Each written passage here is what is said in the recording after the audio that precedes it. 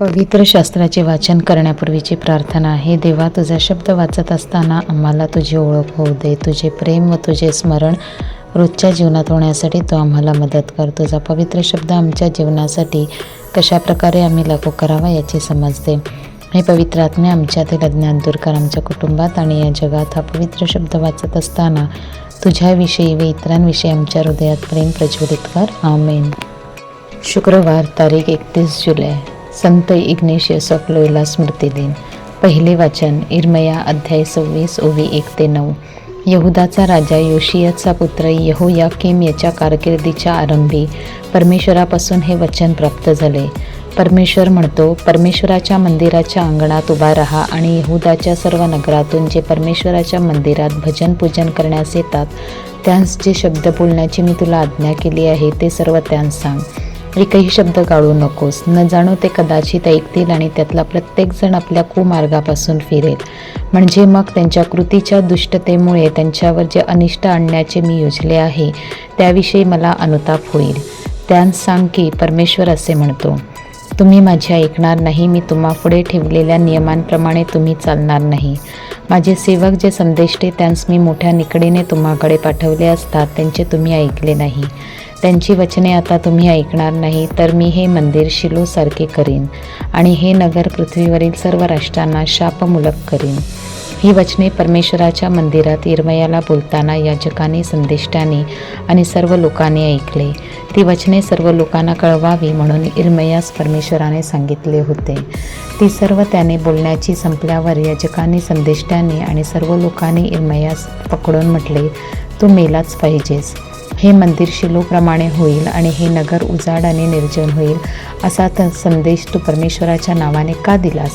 मग सर्व लोक परमेश्वराच्या मंदिरात इर्मयाच्या भोवती जमले. हा प्रभूचा शब्द. देवाला धन्यवाद. प्रतिसाद स्तोत्र. हे देवा, तू आपल्या अमाप दयेस अनुसरून मला उत्तर दे. शुभवर्तमान. मत्ते अध्याय 13 ओवी 54-58.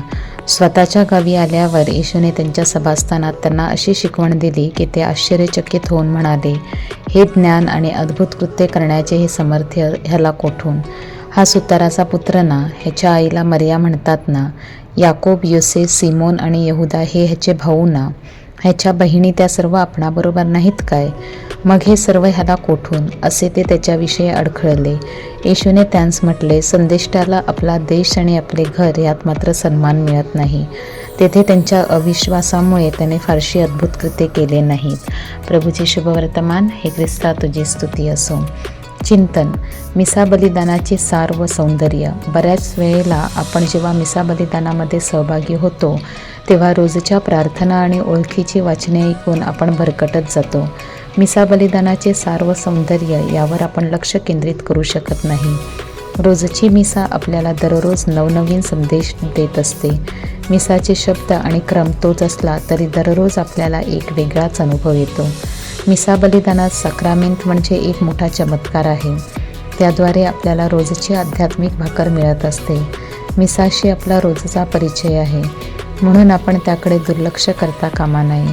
मिसाकडे दुर्लक्ष म्हणजे येशूकडे दुर्लक्ष, त्याच्या आशीर्वादाकडे दुर्लक्ष, त्याच्या विश्वासाकडे दुर्लक्ष, त्याच्या सार्वकालिक जीवनाकडे दुर्लक्ष, दैवी दयेकडे दुर्लक्ष.